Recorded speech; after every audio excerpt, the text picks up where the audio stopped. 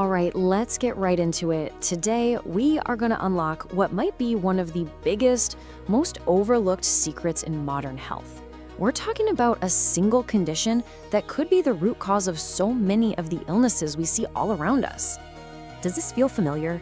I mean, how many of us have thought this? You're trying so hard, you're eating salads, you're trying to exercise, but you just can't shake certain things. It's this deep frustration, and it almost always comes down to asking this one question: what is going on? And these are the clues to that mystery. You've got that stubborn belly fat that just will not go away no matter what you do.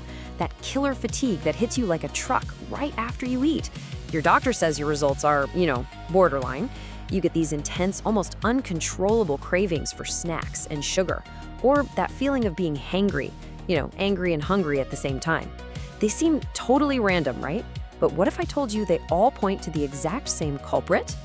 For decades, we've had it drilled into our heads that it's all about calories. Eat less, move more.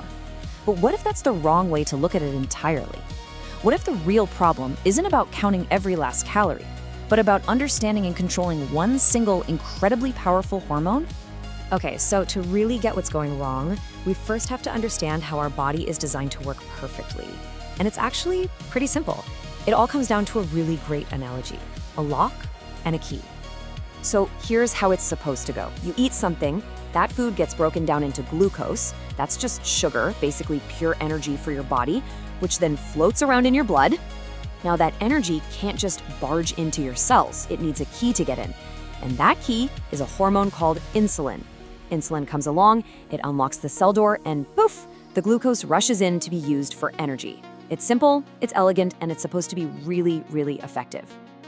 But here's where the trouble starts. In our modern world, we're constantly bombarding our system with glucose, from processed foods, sugary drinks, constant snacking. And our cells, they just get overwhelmed. They're full.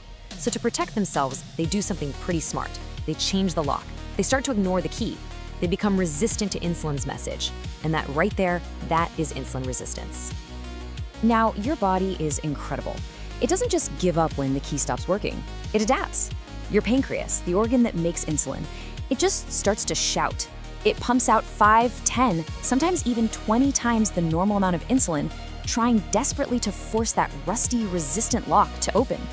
And this right here is the silent, sneaky, and really dangerous part of this whole story. For years, we're talking maybe a decade or more, you can go to the doctor, get a standard blood test, and your blood sugar will look perfectly normal. Why? Because your pancreas is working like a hero, shouting its head off to keep that sugar in check. But behind the scenes, your insulin levels are through the roof. This condition is called hyperinsulinemia, and it's the real villain. So why is that such a big deal? Well, insulin does another job. It's our primary fat storage hormone. Think of it like a one-way switch. When insulin is high, it's screaming at your body, store fat, store fat. And at the same time, it physically locks the doors to your fat cells, making it impossible to burn the fat you already have. That stubborn belly fat we talked about, this is why it won't budge. But it does not stop with belly fat, not even close. This one root problem kicks off a massive domino effect, leading directly to so many of the chronic diseases that plague us today. This timeline is so eye-opening. A type 2 diabetes diagnosis isn't the beginning of the problem. It is the absolute final act of a 15-year-long battle. It starts silently, then the high insulin develops, then a whole cluster of symptoms appears. The actual diabetes diagnosis only happens at the very end, when the pancreas is just exhausted. It's completely burned out from all that shouting for all those years. So the first big domino that usually falls is something called metabolic syndrome. Now, this isn't a single disease, it's more like a collection of warning signs, a big red flag that things are going seriously wrong underneath the surface. And the connection here is just so direct, it's almost unbelievable. High insulin tells your kidneys to hold on to sodium, which, boom, drives up your blood pressure. It tells your liver to start pumping out fats into your blood, which are called triglycerides. And it actually lowers your good HDL cholesterol. All of these classic heart disease risk factors are being directly driven by that one root problem: too much insulin. And the cascade just keeps on going. High insulin damages and stiffens your blood vessels, leading to heart disease. It forces your liver to store excess fat, causing fatty liver disease. It throws your sex hormones completely out of whack, leading to things like PCOS. It can even mess with your gut health, contributing to IBS.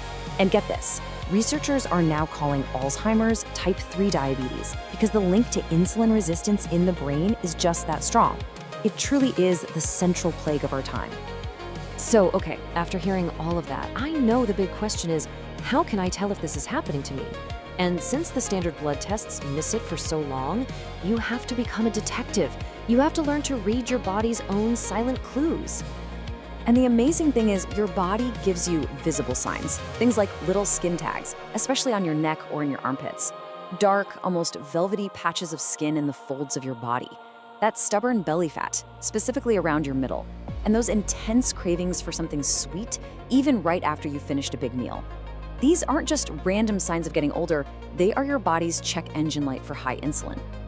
Okay, I know that was a lot of pretty scary information, but I want to end on what is, by far, the most important message of this entire explainer. This is not a life sentence. In fact, it's the opposite. There is so much hope. This right here is the key takeaway. Just let this sink in. Unlike so many other chronic conditions that seem like a one-way street, this underlying state that drives so much disease, it is not permanent. It is profoundly reversible. You can actually heal your cells. You can teach them to hear the quiet whisper of insulin again, so your pancreas doesn't have to shout anymore. You can clean up the lock so that the key works perfectly, just like it's supposed to. And that brings us to the most powerful point of all. If this single condition is at the very root of so much illness, and if it's completely reversible, then everything really boils down to this one question. If the shouting can finally be quieted, how in the world do you teach your body to listen again? Thanks for watching. If you want more tips on understanding and reversing insulin resistance, drop a comment below and make sure to like and subscribe.